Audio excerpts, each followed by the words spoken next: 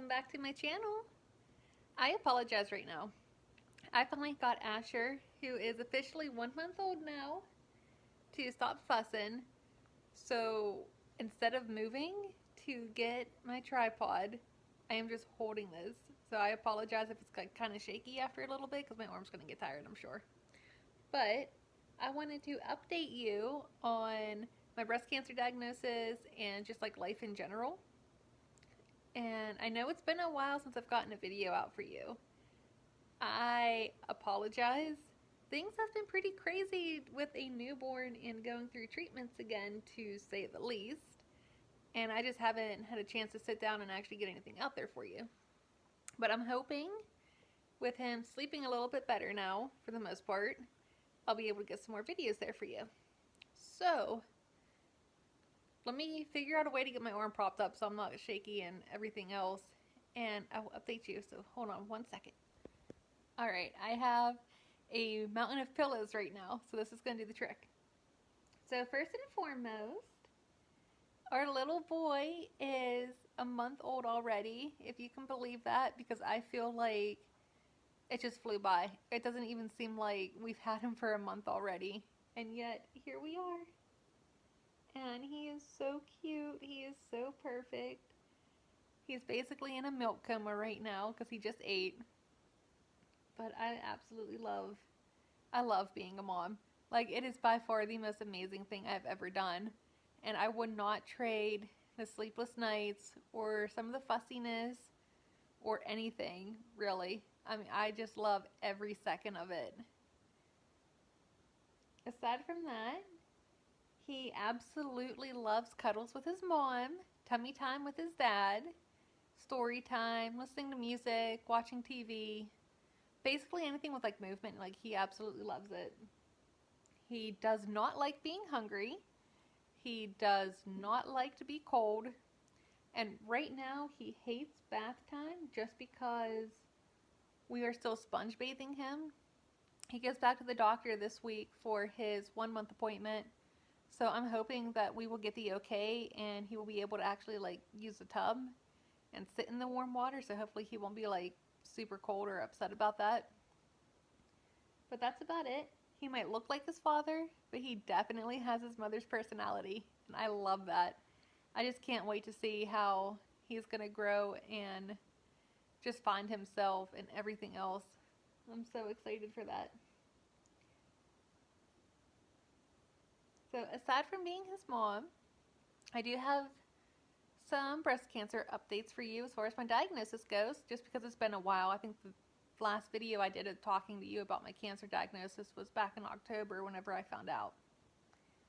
But I did start my treatments again. So I've had 3 treatments now. I have 9 more to go and then I will be done with chemo. I am currently on the drug Taxol. And I guess it's like a more mild chemo, so it's not like super bad. I haven't had any sickness when I'm home, so it's kind of like the last chemo went so far, and I hope it stays that way. The only, I guess, like symptom I have, or something that I'm dealing with from this chemo, is it's kind of in a way affecting my nerves. Like, not so much to the point where I can't function or I can't hold or do things. But I did notice after my first treatment with this Taxol, the outside of my left ankle felt like I pinched a nerve. That sent a jolt up to about mid-thigh, and it caused my leg to twitch. And it would do that like pretty often, like maybe for like a couple minutes, and it would go away, but then like it would kind of come back. You know, it was one of those things. So that was after the first treatment. After my second treatment, I noticed it in my right leg now. After this past treatment, it is now in my left forearm. So it's been pretty interesting. But if that's the worst thing I get from this, then you know what, so be it, because it totally beats being sick. And my friend who was an oncology nurse, you know, I was talking to her about it, and you know, she said that it should go away whenever I finish the drug. So I have something to look forward to. But it has not stopped me from doing everyday tasks. I think I might be a little bit more clumsier because of it, but I'm just naturally clumsy. So I don't really know if it's because of that or if it's just me. But, like I said, that's the worst thing. Aside from that, because I'm not pregnant now, I am getting so many more pre-meds than I did the first round. So the first time around, the only pre-meds I got before they started the chemo was dexamethasone, which was a steroid, and some kind of anti-nausea medicine, but I don't remember what the name of that one was. So those were the only two I had. And then I got both of my chemo drugs whenever I was doing the first treatment once every 3 weeks. This time around, because I'm not pregnant, I have 2 Tylenol pills to take. I'm not sure what the dosage is, but I have 2 Tylenols. I still have the dexamethasone. I still have an anti-nausea medicine. They have been giving me an anxiety pill and a Pepsid, which is supposed to help the acids in your stomach, and Benadryl. And then I start the chemo. Let me tell you about this Benadryl. It is not my friend. Not my friend. So I have 50 milligrams of Benadryl that they have to shoot into my IV. And the reason for that is because of a chance of an allergic reaction to the Taxol. I totally understand that. However, I can't take Benadryl. I can't take a normal dose over-the-counter Benadryl because it completely kicks my butt. Having it go in through an IV, double the dosage, is not fun. It is such a head rush that it makes me super lightheaded. I get very nauseous, and it really increases my anxiety because I'm terrified of throwing up. I hate throwing up. It's kind of like a phobia I have. I'm not sure if that's like a normal thing for everybody, but I hate throwing up. I hate it. And I have that. And it does make me tired. However, I can't sleep because of the lightheadedness and the nausea and my anxiety. So the first time I had it, I was not expecting it. The second time I had it, it was so much worse than the first time, and I knew it was coming. This time, I did ask the nurse if maybe we can cut it in half because I've already had 2 doses. Like, can I just have 25 milligrams? We're not able to do that. But because it makes me feel the way it does, she was able to take that 50 milligrams of Benadryl, dilute it with 20 milliliters of saline, which does not affect the Benadryl, and give it to me through a 20-minute drip in the IV rather than just push it through a syringe. It was 1,000 times better doing it that way than it was just pushing it through. I wasn't lightheaded. I wasn't nauseous. I was still tired. I still couldn't take a nap though, but it was so much better. And let me tell you, I miss being pregnant going through chemo because I didn't have to get Benadryl. But, it is what it is. I would much rather be safe than sorry because I definitely don't want to have an allergic reaction to this medicine. Aside from all of that, back in October, when Andy and I first went for the consult with my oncologist, because I was pregnant, we weren't able to do a PET scan or an MRI. It was discussed that after I had Asher, they would do the PET scan and the brain MRI to make sure none of the cancer had spread anywhere, just to be 100% certain that it really was out of me. I went for my first chemo treatment. Nothing was said about either scan. I went for my second treatment, and I asked my friend, who's just a step down from a doctor, even though she's technically one of the doctors there. I mean, honestly, she knows all her stuff. And, I asked her about it. She then talked to my doctor, came back and said that we are no longer doing either scan. She said, based on the surgery results and how it didn't spread anywhere from that, and the fact that I've already had so much chemo beforehand, should there have been one of the jumper cells, the chemo would have already taken care of it. So I don't need either one of those scans, and they don't want to expose me to any more radiation than what I need, especially considering I'm going to have like 6 to 8 radiation treatments, or 6 to 8 weeks of radiation, I should say. And that's going to be Monday through Friday every week for that 6 to 8 weeks. I'll have Saturday and Sunday off, so lucky me. But, I'll take that as like a good thing, because that's one less thing I'm going to have to do. So this chemo treatment that I'm on, I have 12 weeks of it. I go once a week. I did 3. I have 9 left. And I'm looking to finish chemo up on April 23rd. As long as there's no holdups, there's no sickness, there's no anything really, I will be done with chemo on April 23rd. Originally, I did not have to get a pick or a port, but that changed the day before I had to go to chemo. And the reason for it is there was a patient that is receiving the same Taxol drug that I am. She did not have a port or a pick, so they were just doing it through an IV in the vein, like, we thought we were going to be able to do this time. But a little bit of the Taxol leaked out and hit her tissue, so she had a mass on her arm. I'm assuming she's okay. I think it's just one of those things that it's going to take time to go away. But because of it, my doctor wanted to be safe than sorry, so I have a pick in my arm again. And I should have known that was going to happen, because, what would it have been now? 3 weeks ago, it was right like the Wednesday before I was starting chemo. I called my OB and I asked him if I was able to do any kind of workout. I was getting restless. I needed to do something. I know core and lower body are out because my body is still healing from delivery. But I didn't see why I wouldn't be able to use my elliptical or even do like lightweight upper body, just something. And I got the okay to go ahead and do that. I think that was on Wednesday I called. So I got a little bit of a workout on Wednesday. On Thursday, my doctor's office called to confirm my appointment and then told me that Friday morning I have to get a pick in me. If you recall last time whenever I was talking about it, I think I talked about it, I was very limited on what I could do. I was not allowed to pick up more than 4 pounds, and I was not allowed to flex my arm.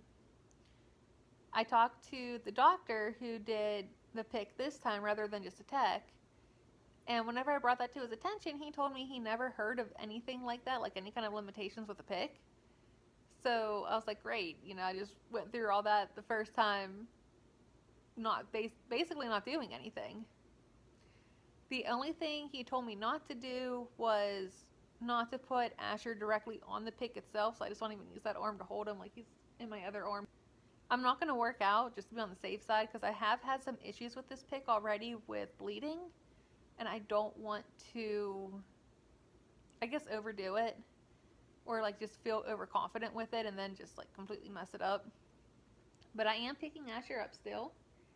And right now, I'm not limiting myself to it, but I'm not going to work out just because I don't want to flex that arm and, like I said, just mess anything up. But I have that, so we're back to picky. Hopefully it's only for 9 more weeks. But then after chemo, I am going to get my left mastectomy done. They are unable to do reconstructive with this mastectomy. I'm going to explore some more options as far as plastic surgeons in my area. But I know for a fact, if they are unable to do expanders, which is basically putting an expander under my chest muscle, and I think it's they add saline, and they keep putting saline in until I either get the size that I want or my skin just can't stretch anymore. Then if they can't do that and they're only able to do a flap surgery, which means they take muscle from either my stomach or my back, then I'm just not going to get reconstructive surgery done. I would much rather have muscle than boobs. And, you know, if I can't get reconstructive, I can't get reconstructive. The only thing that I'm not able to do was, you know, like I wouldn't be able to wear triangle tops basically. I don't think I'd be able to wear like strapless tops. Like I don't really know because I never have tried. But, you know, if that's the only thing that I'm limited to, then you know what, so be it. There's so many other clothes and so many other outfits that I can wear, and it'll be fine. So, I mean, we'll see. I mean, like I said, if they can do expanders, great, I'll get it done. If not, it's not the end of the world. Aside from that, though, once the surgery is healed, once both surgeries are healed, if I do get the reconstructive, I will begin radiation, and then I'll be done. My treatments and everything will finally be done. And then I'll just have doctor's appointments, blood work, you know, like follow-ups and stuff like that for basically the rest of my life. But I have watched my mom go through it, so it's not like I don't know what to expect, which is what I said in the first video. And really, everything at this point is preventative just because the cancer truly is out of me, thankfully. And, you know, even though it's a pain to do, I'm still going to do it. I might be a risk taker whenever it comes to some things, but my health is not one of them. I am very, very anal whenever it comes to my body, whenever it comes to my health. I don't play games. I don't brush things off. I do what needs to be done, and that's it. I'm not going through it again.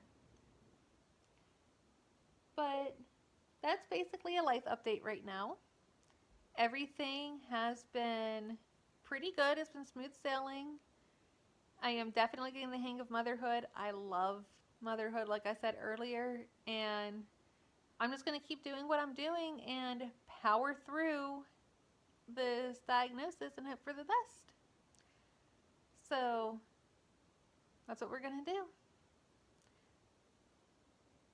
And somebody is at my door, so I will be back to chat. Hold on one second. Alright, my parents just came over to spend some time with Asher, so took a little bit to get there, and somebody is just kind of chilling next to me right now. I was too lazy to put him in the bassinet. He was content on the couch, so we're both just hanging out chilling, watching the Vegas Golden Knights game at Lake Tahoe. As for the rest of this video, some physical updates for you. I am down 30 pounds from my pregnancy, so I'm halfway to where I was pre-pregnancy. I know I would be there a lot sooner if I could work out, but just diet alone, I'm very happy I've lost 30 pounds so far. As far as everything else, my hair has started to grow back. I actually got some hair on my head now that I'm very happy about. I've been using shampoo and conditioner, so not just conditioner like I was. I'm using the Mane & Tail shampoo since that made my hair grow in the past. I'm unable to take my sugar bear hair vitamins while I go through chemo. So once I'm off that, I think for at least a couple weeks, I'll have to double check, I'll be able to start taking those again too. So here's hoping that come about midsummer, I will have some hair on my head that I can actually style and do something with. That's what I'm hoping for, because I miss my hair so bad. It's nice being short. It's nice on having it in my face whenever I'm trying to do things.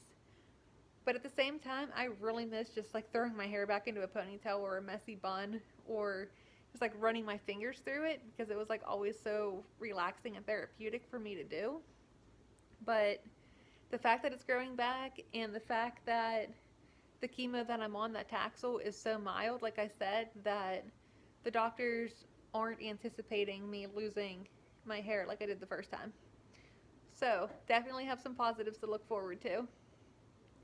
There really isn't any other life updates, but I do have some new products that I want to share with you. Earlier this week on my shop, I released 2 new products. We have a blender bottle shaker cup with my Phoenix logo on it. It has the wire whisk shaker ball inside to help make mixing easier. There is the little loop here, so it's very easy to attach to a gym bag or your keys, you know, whatever it is that you're going to use.